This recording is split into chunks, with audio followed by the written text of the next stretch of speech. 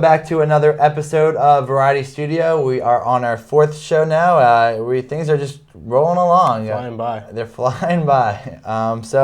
Where we started in our last episode was with Professor of Ethics, Peter Singer, at Princeton University. I want to pick up with him again. Last time he talked about the Syrian refugee crisis.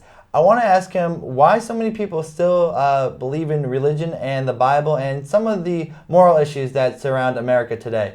Let's hear what he had to say. Why do you think this is just, in your perspective, why do you think that a vast majority of the world still believes in an ancient book that was 5,000 or 2,000 or 1,500 years old? Why do you think people still accept that as common belief?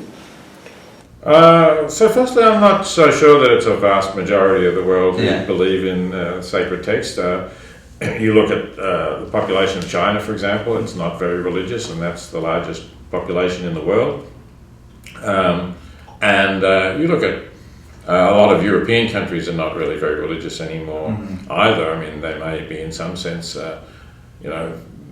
officially Christian, but how seriously do they take it, right? You look at people in Europe who may say that they're Catholics, but they use contraception, they maybe go to church at Easter or Christmas or something like that. They don't take religion very seriously. So I think that there are a very large number of people in the world who are not religious or for whom religion is not an important part of their lives. For the rest, sometimes it's tradition. It's very difficult to behave independently of a tradition. Clearly religion is a kind of psychological prop for some people who are anxious or fearful about the idea of a world in which the life on this world is all there is. You're going to live your 70 or 80 years and that will be the end, and people would like to think that that's not the case. So I think it's a kind of I would say an understandable psychological crutch that people have to make it easier to face some of the problems of the world.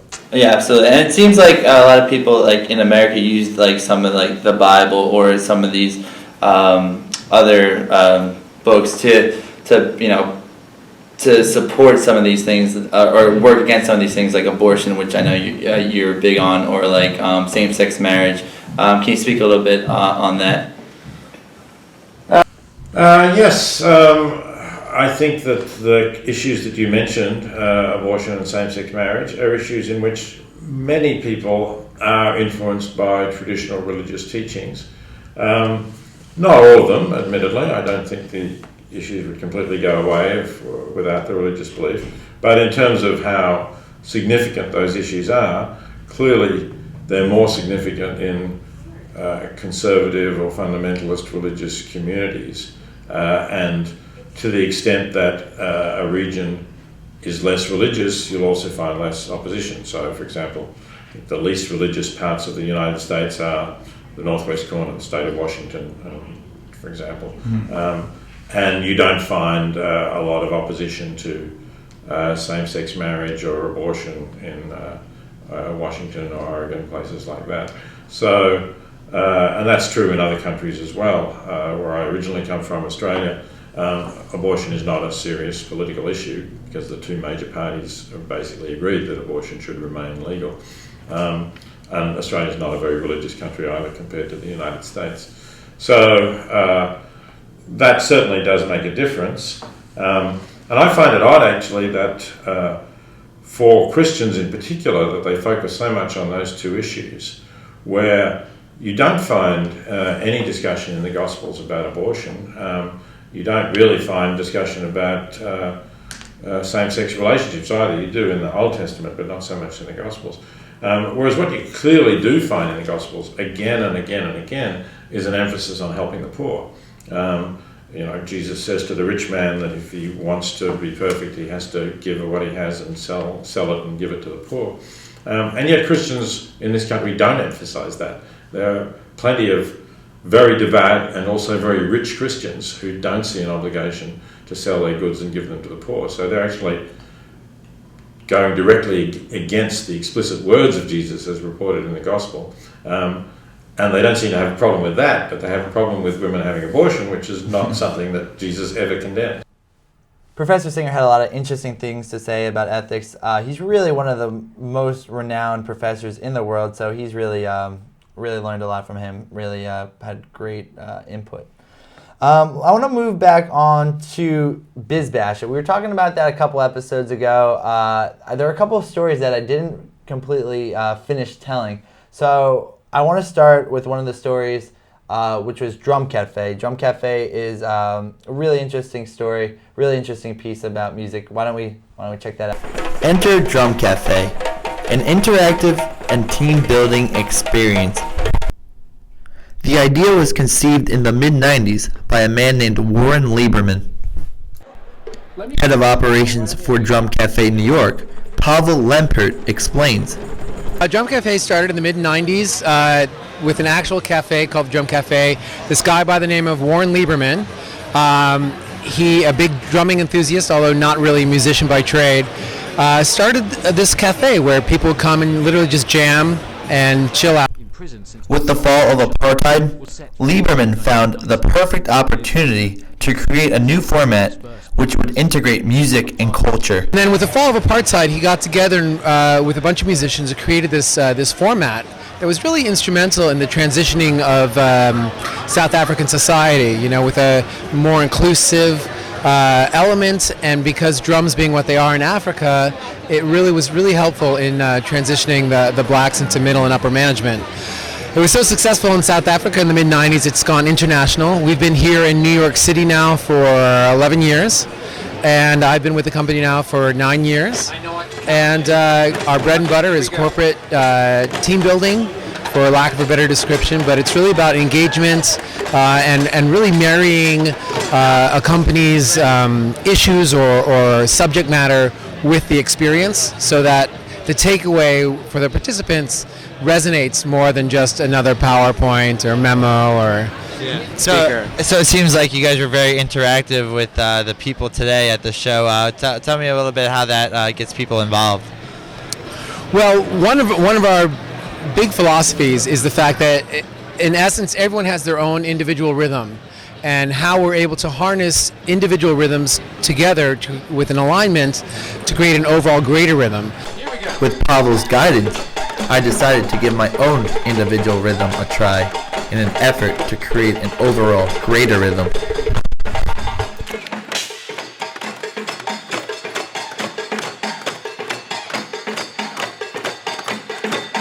So at some point you do have to feature the individuals and acknowledge the individuals, their efforts, their attributes, and engage them. So in the performance, we just do that literally by coming out to the audience and picking on them and having fun with them. And some rise to the occasion, some have issues, you know, but you just sort of hope that it all works out, and there's always a chance it doesn't, but that's live theater, you know. So is it hard to play the conga, or can people just pick it up, or how does that work? Well, the beauty of the drum is most people, they see a drum and they assume they can play it because all you're going to do is hit it. And the drums we use are actually called djembes, not to correct you, but they're West African drums, and because of their shape, they're actually pretty versatile and durable.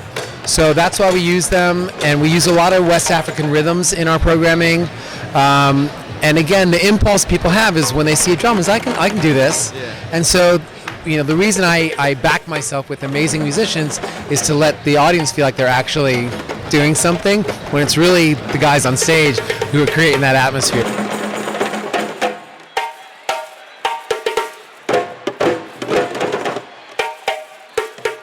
That out. So Drum Cafe, definitely a really interesting story, definitely really interesting origins. Pavel Lempert really informed me very well, and definitely check those guys out. Really, really cool stuff. Our last story of BizBash, I want to tell this one too. Wayne Hoffman, he's a mentalist. He's been featured on America's Got Talent, among a lot of other shows, Ellen, to name a few. So yeah, he was really great. I learned a lot from him as well. Why don't we check out to see what mentalist Wayne Hoffman is all about? Let's get ready to have our Freaks Freak. Please welcome mentalist Wayne Hoffman. You can not only read your thoughts, but influence them as well. Meet Wayne Hoffman. It's showtime. You guys ready? Wayne Hoffman has a gift. He's a magician and illusionist, but he has another trick up his sleeve. He can also read minds. Hoffman was interested in magic as a child, he explains, but he took it to another level when he reached college, where he majored in psychology.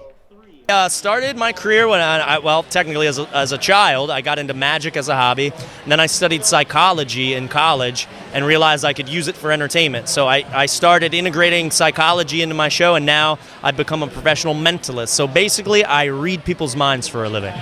In case you're wondering how Hoffman reads minds, he'll reveal a few of the patterns he uses. Yeah, basically a mentalist is a person who reads people's minds, can predict what they're going to do. If you think of something, I can tell you what's on your brain. So it's all based on psychology mixed with a little theater, some hypnotism, and you blend it all together to basically freak people out. I know a good magician doesn't reveal secrets, but what techniques can you use, or what do you use to like come up with these type of predictions and things? It's things like, for example, winks, blinks, smiles, breathing patterns, body language reading, interrogation techniques used by the FBI, a little statistics. Like if I said think of a playing card, statistically, most people would think of a high card, like a king, queen, or an ace. Typically, the aces are the most commonly selected, mostly the ace of spades. So knowing these little things and hacks of the human mind, I use it for entertainment. I asked Hoffman if he could show me one of his simple tricks. Now, I told you to have a 20. He has no clue what's about to happen. All right. I told him to have a $20 bill ready. This is one of the first tricks that I learned how to do. I started traveling a lot all over the place. And if you take a US 20, check this out. Okay. Let's say, imagine we go to Canada, and obviously you can't use US there. You just shake the bill, and if you do it, it'll actually turn into a Canadian 20. And it's an okay exchange rate, you know, it's almost, but that's one way. Now you can't spend that here, and you'll probably kill me, so watch this. Don't take your eyes off the bill. You'll get the behind the scenes view. And if you do it, it'll go right back to where it was. So That's pretty neat. Yeah. Well, if I'm ever in Canada, I can use that. There you go. So you may need other currencies to see Hoffman, because in addition to touring in the U.S., you can also see him abroad. Yeah, I started locally in the Northeast region where I grew up, started expanding into all of the U.S., then the U.S. and Canada, all of North America, and now I've hit 62 different countries all over the world, and I've seen some amazing stuff. So, yeah, it's taken me everywhere. His talent has also taken him everywhere for TV appearances. Ellen, America's Got Talent, Howard Stern, and Phenomenon are just a few of the shows you can catch Hoffman on. Yeah, oh, man. Well, it's like, for me, you know, I'm still not over it. When I do a television show, it's like I step inside of my TV. Like when I did Ellen and I'm sitting there in the couch and she's talking and interviewing me, it's like I'm in my TV. I'm like, I'm here in the TV, you know. America's Got Talent was amazing, obviously a huge production, awesome. The judges gave me rave reviews and pushed me forward. So all in all, every TV experience that I've done has been great. You know, it's been surreal. But what is more surreal are the magic tricks Hoffman performs. This is impossible. You can't get rid of nothing, because the lack of nothing is the presence of something. But if you believe it, it becomes your reality. For this segment of Variety Studio, we're going to discuss some of the top Simpsons episodes.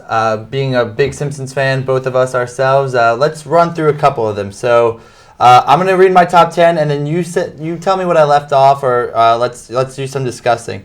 All right, so the first one the 10th one I have on here is 30 Seconds Over Tokyo. It's a little bit newer in consideration. It's like 2000. I think it's 2002 or something. 2000, I think it was, yeah. Yeah. So it was kind of coming out right of the prime. It's where they go to Japan, and you remember the episode? Yeah, the watermelon gag is my favorite. The square watermelon, and they go to eat burgers in Japan. That's pretty funny. I love that. That's pretty great. And Homer's like, oh, he gets like arrested, and he's walking through like the paper mache like jail cell.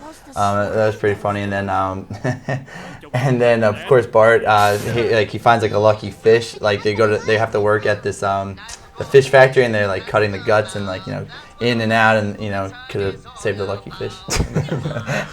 Good stuff.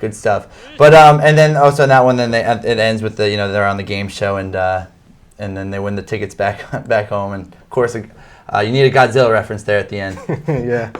Good stuff. So next we have You Only Move Twice. You remember that one? Of course. Yeah, you know, I should have actually maybe put that one even higher. That's one of my favorite ones because that's the one with Hank Scorpio. Homer gets a new job. Yeah, I'd say that's around 2 or 3 for me. That's definitely in my top 5. Yeah, absolutely. I mean, that's classic. You know, he doesn't know he's working for a supervillain. It's like the perfect job. Scorpion.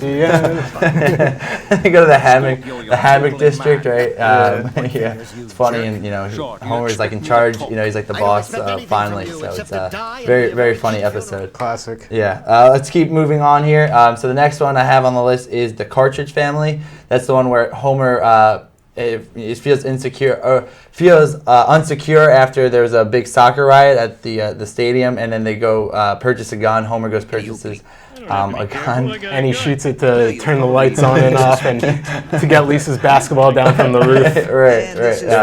Very funny, very funny stuff. And of course, the best scene in that is it's very notable on Hulu. They still have it over there. Is Homer goes into the store and he wants to get a gun like right away, and tells the gun shop owner they'd kill him if he didn't have his gun. I'm mad now. Yeah, I'd kill you if I had my gun. Yeah, well, you don't. So let's keep moving along. Doing with outlawing things. So Homer versus the 18th Amendment. That is like one of my all-time favorite. Homer versus the Beer Baron. Oh yes, yeah. That one's great. Rex Banner. Rex Banner, yeah. Rex Banner, classic over there.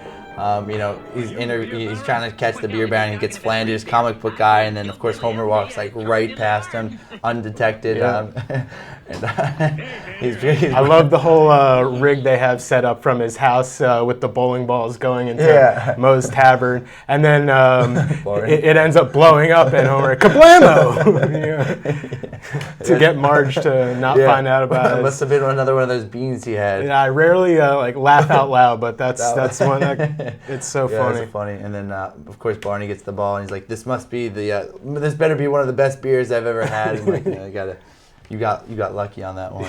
And then moving right along, Homer and Apu. That's an early one, early '90s. That's like really I felt like it set the tone, really set the stage for like The Simpsons and how creative and clever they really would turn out to be. Homer, of course, gets Apu fired from the Quickie Mart after he eats a tarnished hot dog.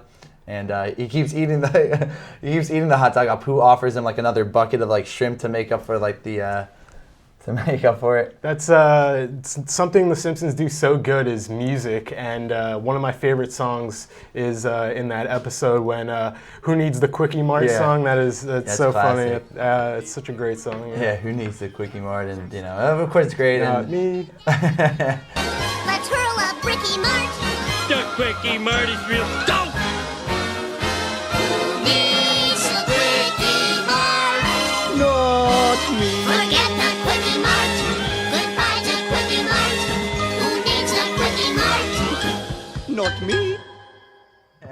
And you know, when Homer's eating the Apu's food, like Apu, good me friend, you know, like he's like, you know. Yeah. That's a very, very funny episode. That'd be on my top 10 as well. Yeah, it's a good one. Classic for sure. And then Homer the Great. That's the one with the stonecutters. Of course. You can't go wrong there.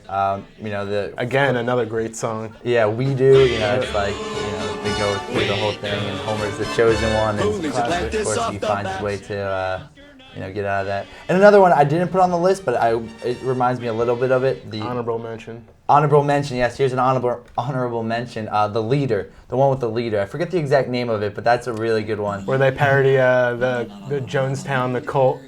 Talking about where they the cult, and he's like, no. Yeah. Batman. Yeah. That's a funny one. That's a good one. We keep moving along here. Let's see, what else do we have? Let's see. Homer the Great, and so we're moving on to One Fish, Two Fish, Red Fish, Blowfish. That's a really good one. That's the one where Homer he eats the poisonous fugu fish. And he thinks he's gonna die. Yeah, he thinks he's gonna die. And one of my favorite scenes of like all time in The Simpsons is the where he goes to Dr. Hibbert, and he he goes through like all 5 stages of like acceptance, denial, and like anger and all that, like all in like one Yeah, like one in motion. 5 seconds. Yeah, it's so funny. You can expect to go through 5 stages. The first is denial. No way, because I'm not dying. Second is anger. Why, you little... After that comes fear. What's after fear? What's after fear? Bargaining. Doc, you gotta get me out of this. I'll make it worth your while. Finally, acceptance. Well, we all gotta go sometime. Mr. Simpson, your progress astounds me. I should leave you two alone. Perhaps this pamphlet will be helpful. Yeah, classic stuff. And then another one I had on there, coming at 3, is Lisa's Pony. That's one of my favorite ones. That's the one where Homer feels bad about letting Lisa down at one of her music recitals, I believe it is, and he goes out and buys her a pony. So he has to pick up like another job at the Quickie Mart. And he's always he keeps falling asleep on the job, and like he gets like 5 minutes of sleep a night. So that's a really Yeah. fun That's an earlier episode, right? Or, yeah, it's like 1991, I think it is. Yeah. So that's a classic one. And then continuing with that trend of the early episodes, is Homer at Home at the Bat. That's one of my all-time favorites. Of course, I'm a big baseball fan anyway. But there's Ken Griffey Jr. got Don Mattingly. Don Mattingly, of course. Don Mattingly, My favorite. Mr. Burns, goes up to him. He says, you got to cut those sideburns. Sideburns. Of course, he shaves his whole head, and he still gets in trouble. But he still likes him better than Steinbrenner. Mattingly! I thought I told you to trim those sideburns! Go home! You're off the team for good! Fine. I still like him better than Steinbrenner. So that's really funny. So yeah, classic stuff over there.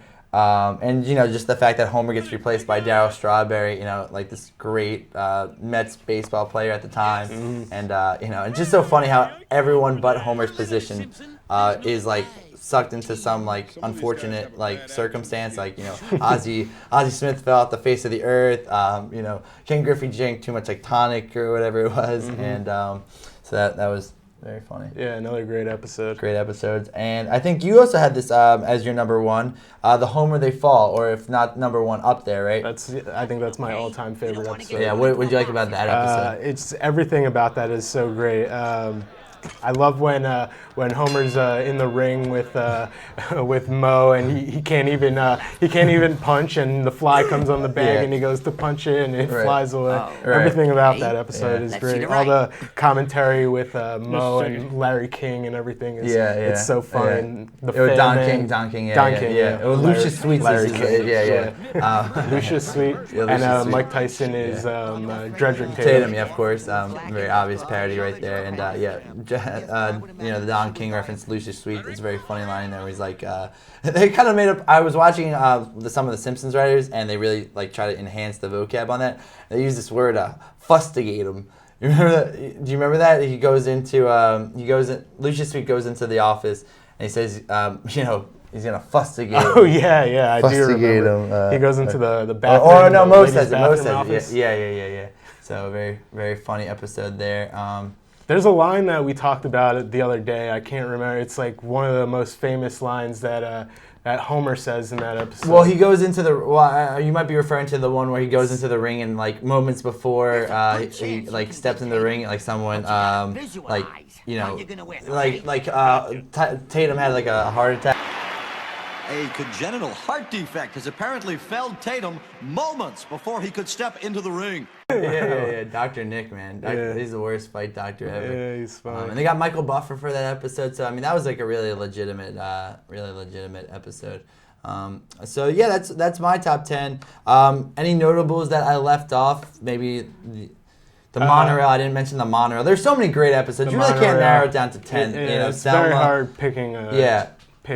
They constantly change. You watch one day, and then that becomes your favorite episode. And I find that happens with Moshe's, that they constantly change my favorite episode. Right. Right.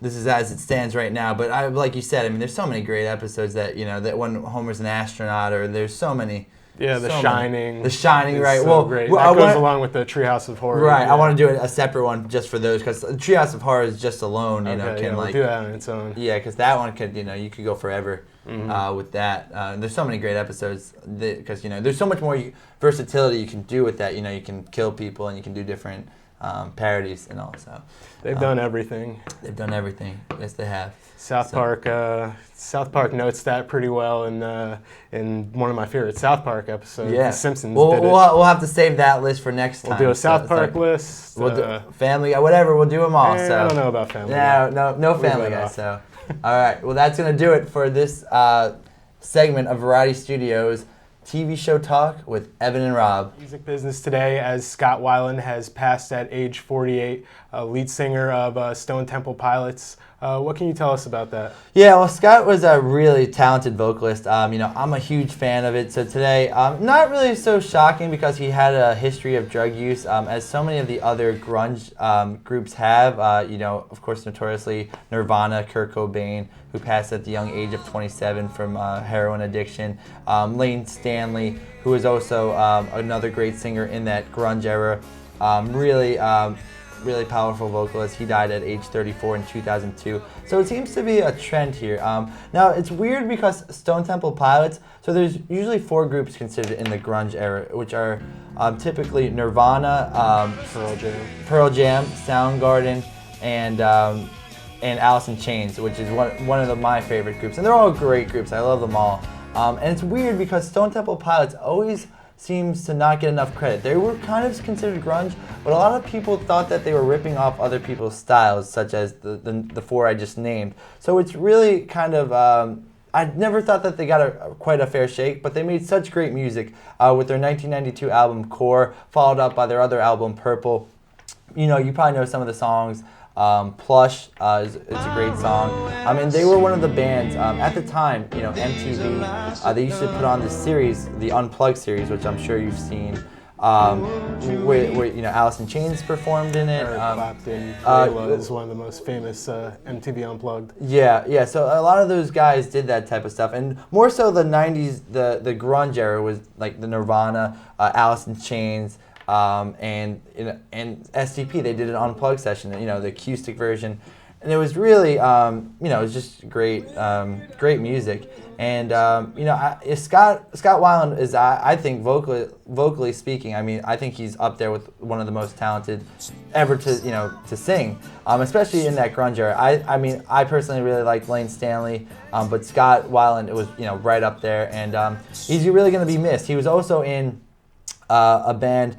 He, of course, had a lot of fallouts with Stone Temple Pilots because of his drug use. After one of the fallouts, he joined another group called Velvet Revolver, which was him and Slash from Guns N' Roses. And together, they really kind of, it's rare that you get a group that also produces, good music after their original group, which was already great. So Velvet Revolver had some really great hits. Fall to Pieces. There's a Slither.